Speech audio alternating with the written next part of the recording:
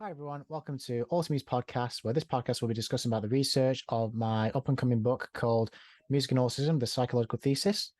This podcast will be discussing about the research of autism in relation to music in education, therapy, and in the industry. Today, I'm joined by an educator from the British and Irish Modern Music Institute named Dan Lovesy, who also is researching autism in relation to music itself. Okay, yeah, so yes, good to see you, Dan. Yeah. Yeah, thank you for your time, and thanks for being so patient. Yeah, it has been a bit of a struggle because it's my first time trying to host a meeting via Zoom because I've always like taken part in these like meetings with other hosts, but yeah, it's quite struggling, but managed to do it though. Good, good. No, yeah, absolutely, and yeah, Yeah, because I was hearing from Natalie. I know you're good friends with Natalie as well. So it's because because she told me about your research in music and autism. Like many people in the autistic spectrum who get inspired into music. And I mean, what can you tell us about your research in the autistic spectrum and in relation to music education and the music business?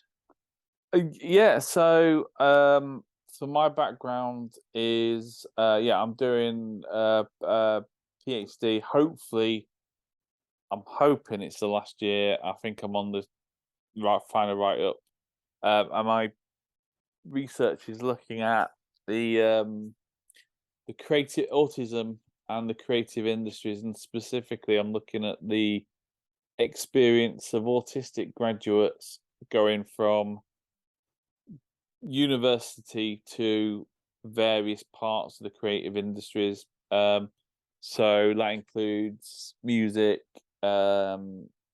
includes IT, it includes um, anim- animation, event management, and I'm just trying to remember the other one. Performance and dance. Yeah, because I know that can many people in the autistic spectrum who get inspired into music, whether they learn guitar, piano, bass, or drums, because a lot of them, quite a lot of them like to become performers better than like technologists and composers in general. Like because also when it comes to employment, a lot of people struggle to find them, especially for people with autism, because I remember I did apply for an internship for TikTok, but sadly they rejected me because of my lack of experience. Like, what would you advise like on people with autism who like studying their degrees but then finding the experience at the same time? Hmm. I think, yeah, that's a really good question. I guess to me, the starting point is that one of the things I'm really interested in is a lot of the stereotypes around autism has a negative effect on how autistic people are seen as being creative. And so I'm autistic, and as part of my research, I sort of part of hopefully a new group of researchers like yourself who are researching the autistic experience, but from an autistic position. Um, and I think to me, the sort of one of the key things that I've kind of really found really interesting and really important is things like you just described about that kind of developing experience, things about that actually autistic people, some of the most creative people I know are autistic people, and some of the most um caring, empathetic people I know are autistic people. And I think there's so many stereotypes around like what autism can be, that that in itself means that when you apply for a position, before you even get to the thing about experience, there's like a whole part of a person's application or their own lived experience that isn't even kind of like, I don't know, maybe isn't taken into account, or people are very understandably autistic people are going to be think twice about disclosing it. Mm. So as that answer, I've probably waffled on because I've waffled on loads. But Yeah. what was go if you go back to your question? What was the? I'll just see if I've answered everything on it. Yeah, it's what I talked about there was like mainly finding employment as well as like Mm, getting to know people who are like in the spectrum who are also very creative because um that's the thing because what you mentioned about like the creativity of how autistic people can develop, but also finding like professional experience can be really struggling yeah. and many other things just like that. So it's like also because I know you work at BIM as a teacher, is that right? So my background is learning support. So I do sort of Yeah. one-to-one tutorials, Mm. and sort of generally work with students where if they disclose a support need, and that could be autism, it could be any form of neurodiversity, could yeah. So it's wide ranging, but I think that that initial there's an that initial application I think is a really difficult thing because um, whether to disclose if you are autistic, and that includes both formal diagnosis and also if you self identify or self diagnose as autistic. I think whether you disclose that is such a big decision, and it's such a personal decision, and that's difficult enough in like a career where you're likely to have, I don't know, like the old fashioned view of work where you'd have one main job, 35 hours a week, and you've got like but if you work in a creative industries, the chances are that you may have kind of very unpredictable hours. You may not necessarily have like a kind of a formal contract. You may not have like a line manager. You might Yeah. be, if you're gigging or if it's session work or if things like that, it can often be dictated by how well you get on with someone or being in the right place at the right time. Yeah. So I think that's part of the reason I wanted to focus on the creative industries was because in lots of ways the creative industries can give you full control over how you work and when you work. But the flip side to that is that if you struggle to make the right connections, or you struggle to keep the connection, or you find that process challenging, then actually that kind of freedom doesn't work for you because Mm. it's essentially you're at the you've got no control over what you do and when. Yeah. Yeah. So yeah, it's like I said, it is a really struggling business, the music industry in particular, because I know quite commonly a lot of these positions, whether it's related to performance, technology, and composition, it's freelance most commonly, but also it's really struggling to making a big time career out of it. It's like from my personal experience, I have worked with the band Sugarstone, producing the single "Mr. Nine." It's been uploaded into YouTube as well, and I worked with a Latin pop singer named Jose Mesa, who graduated from Solva a year or two ago, Okay, and cool. and there is one music composer I worked with from Poland who is also still Salford graduate, um, producing the soundtrack for a radio drama in called The Mystery of West Point as well. So it's like a radio drama, but it's based in Manchester, of course, but also it's like a horror radio drama. So, Okay.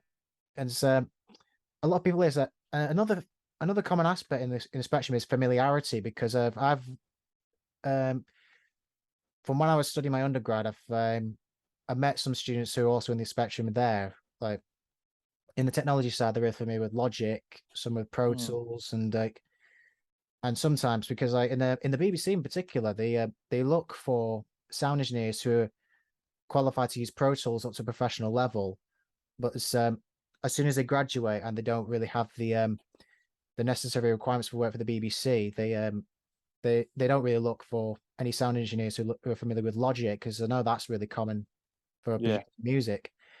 It's like because have you ever like basically spoke to a student who's like works by using Pro Tools but not qualified, that's who's trying to find some work in the sound engineering side?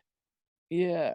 I think yeah, and I think that's a really interesting point because I think there's two things there which sort of again, and I've sort of looked at this as part of my research, but like yeah, often when we apply for jobs or you apply for jobs, like a lot of the terms that are used can be very subjective. So like professional level can be one of those terms that you could have like 10 producers who use Pro Tools, for example, together.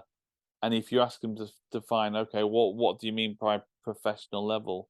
You might get 10 totally different responses. So Yeah, sometimes when you see those kind of words in job applications or job adverts, it can be really difficult to unpick. Like, okay, well, what does it mean by professional? Does it mean that I am I don't know. Does it mean that I know everything?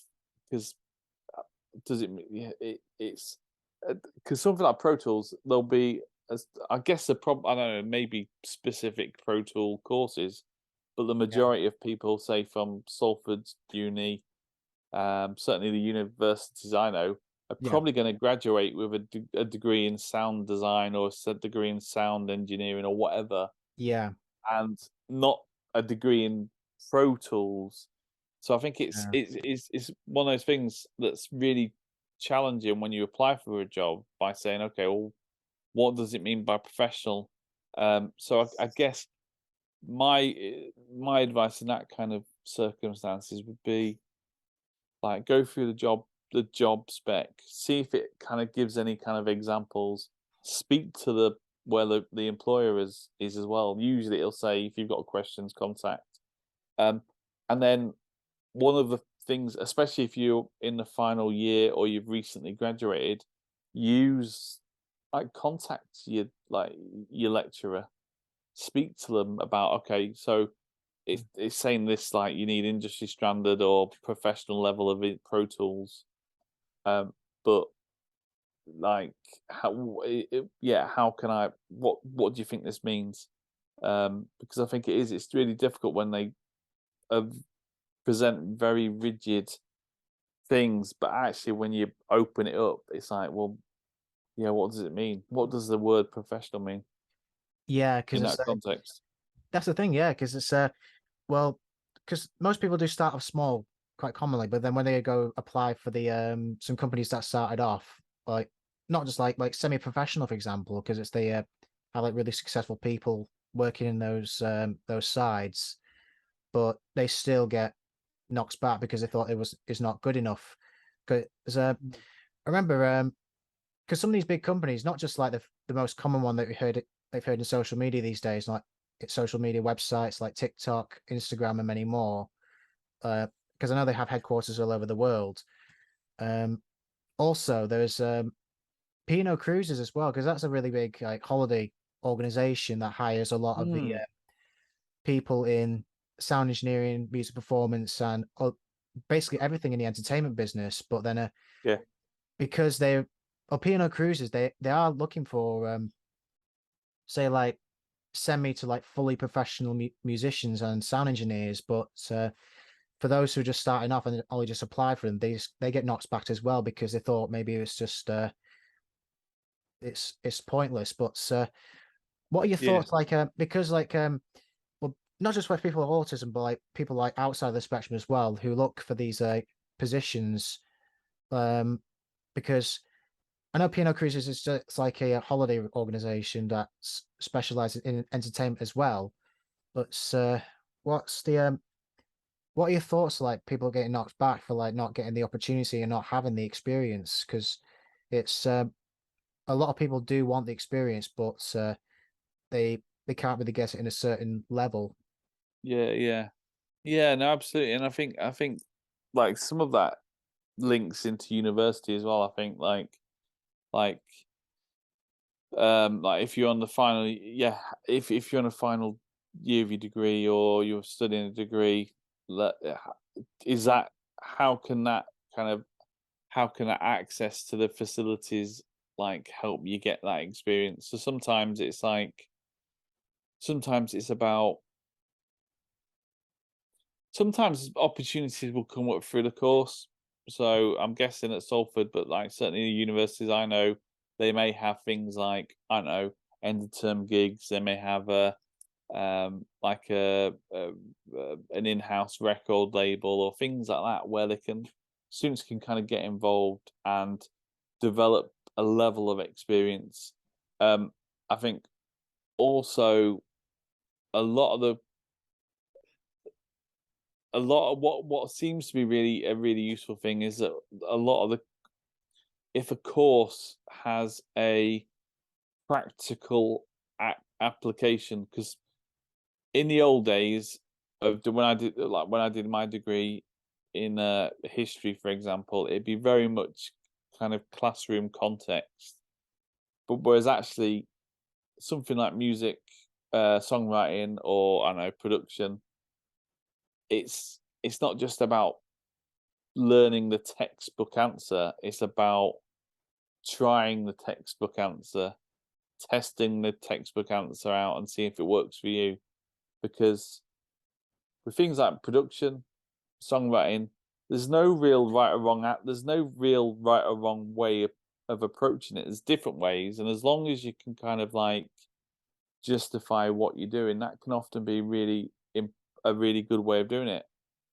So I think in terms of the experience, I think as well as getting the most out of the facilities on your course, things like tutorials can be a really good way of getting a level of experience that you maybe don't sort of take it into account. You don't think, oh well, I had an hour long tutorial with a tutor who's invented this, I don't know, sound design process, and we don't think about things like that as being Mm. useful for getting work, but that's developing a level of experience as well. Yeah, like, I definitely agree with you there because I remember during my own like about a year ago when I did my first year doing postgrad like part time. Mm. I've designed an audio interface called well, it's basically a reverb unit, and it's all done on Max MSP, but it's also negotiations trying to make the audio interface more professional. It's Yeah, because it is a really difficult process because yeah, a lot of the producers from like very big studio production sites, whether it's like Universal Audio, Fab Filter, who make actually the best audio units for producing music. They're very that's the thing because they in all areas of music they're very picky on what you develop in certain skills like designing audio interfaces on certain softwares and presenting your skills as a performer and many more. It's because I know a lot of these people do it on social media these days because YouTube. Because yeah. I remember years ago in the early days that it was quite easy to get recognized because say if you go back to the like the 1960s or earlier than that, there was like in music there was a lot of bands these days just go up there to perform, and Mm. then you get noticed by a talent scout, and then you get signed to a record label, and just continue all the way forward. But today, it's I personally think that it's become a bit more harder than it was before now because um, the reason being is that because a lot of musicians like to promote themselves via YouTube and TikTok these days, and all of a sudden when they get noticed on say if you upload your video on either Twitter or LinkedIn as well, because LinkedIn is a good website for finding employment, whether it's like related to music and many more. Uh, Mm. but when they get messages for your videos, once you upload them, once you share them onto LinkedIn, you get like a lot of messages of marketing agents wanting to do business with you, but it's like outside of the UK because it's the reason being is that you never know if it could be a scam or maybe a Yeah. expected virus as well. What are your thoughts on LinkedIn when finding employment? Um, because when you apply on certain websites via Google, there can be like some ups and downs because like you may end up finding a virus and then your computer just crashes. But then LinkedIn gets a lot of like companies sharing jobs. Um, how do you think What do you think about LinkedIn as like finding employment for not just like in music, of course, but like all organizations and outside of music as well? Yeah. Yeah, that's an interesting question because I think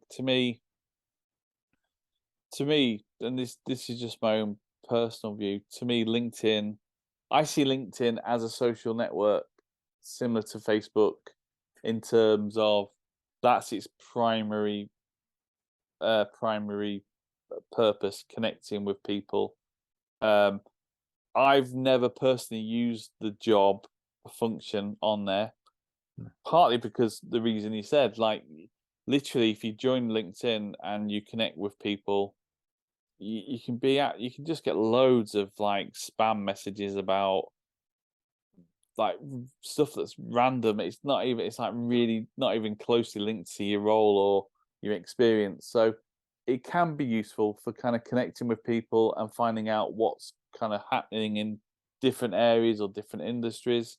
Yeah, But I would, yeah, and I like I if you ever look at the jobs, then it's probably useful to kind of see where the job is and maybe just go on to the job, the company website and see if it's on there as well. Um, because it's, yeah, it's a good way for connecting with people, but I don't personally see it as a good way of connecting with work. yeah, But I that's definitely my agree. own experience.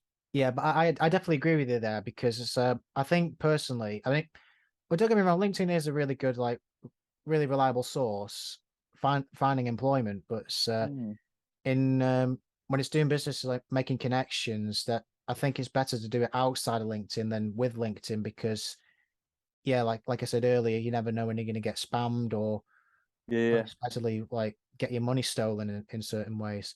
So And it- ab yeah, sorry, that's all. it's okay, yeah, but it's but I think musicians these days, whether it's like making videos on social media for like not just YouTube, but all social media sites, like to market themselves, but it's like reaching that level of success with it because many musicians, um, particularly for YouTubers, that they a lot of them want to reach like 100,000 subscribers or maybe a million because they get awards for that.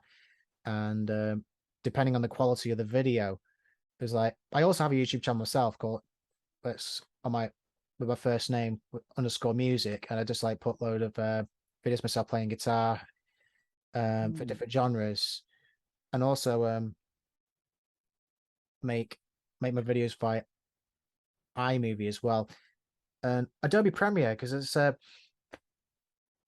that's the thing is like when it comes to making music videos as well, Adobe Premiere is the essential video making software that producers really wants video editors to do. Uh, Mm. Also, I know they need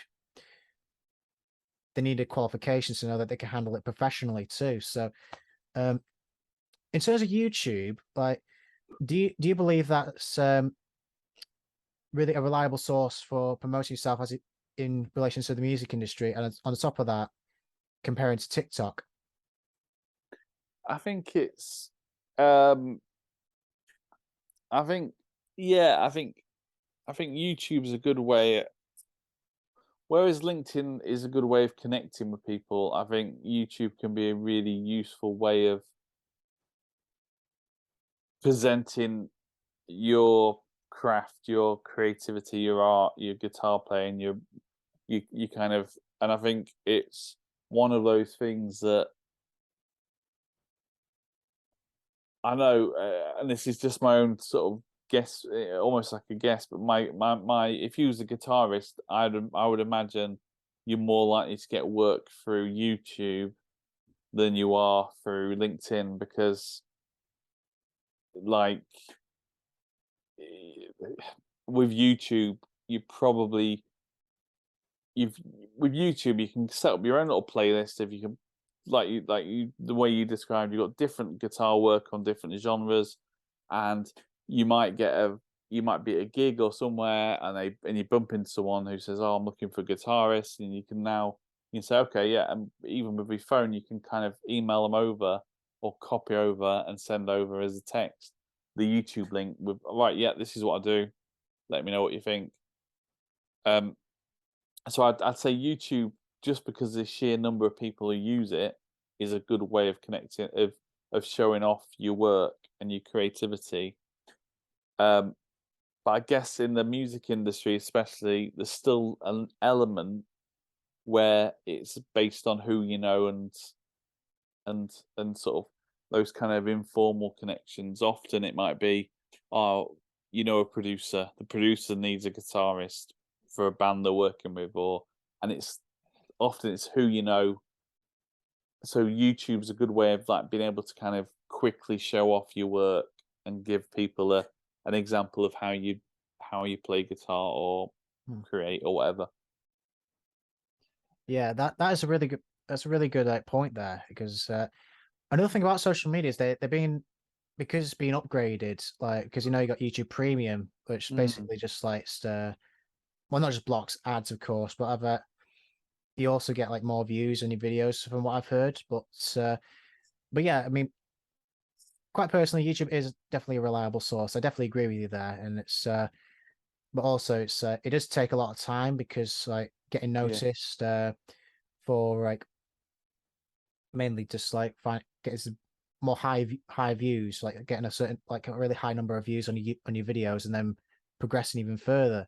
So yeah, that's Mm, it is a really difficult business to get to in the music business, like whether it's related to performance and technology or composition, because I, from personal experience myself, of like yeah, like I said, I've struggled with finding employment in the music business, but I have YouTube as well, like basically promote myself as a musician and a producer at the same time because it's well yeah, everybody edits their videos and many more. mm.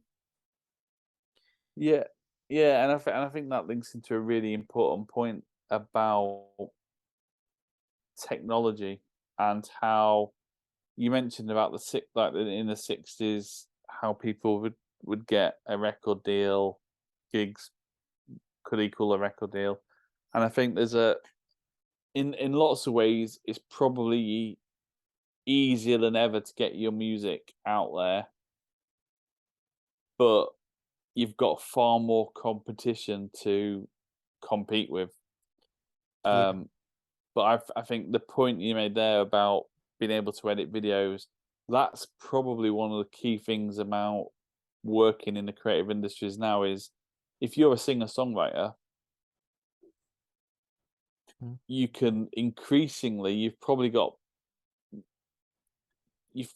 more freedom and control over lots of different aspects. So you can make your own videos, you can record your own music, you can publish it, you can publicize it, you can get advertise it, you can get it out there. And so I think, yeah, technology in lots of ways has made it a lot harder, a lot easier to get the music out there or get your creative work out there. But I think on the flip side to that, it's also made it much harder to kind of make a career out of it, or to get like the finance to have a sustained career, because I think you've got far more to compete with. But also, I think it's how technology like YouTube, Facebook, Twitter, TikTok, they have a they have they've started to essentially change how music's made now, because it's like, well, there's more emphasis on that initial hook. That there's more emphasis on keeping it to a shorter time. It's the videos. Maybe you need to be more mindful of how TikTok works.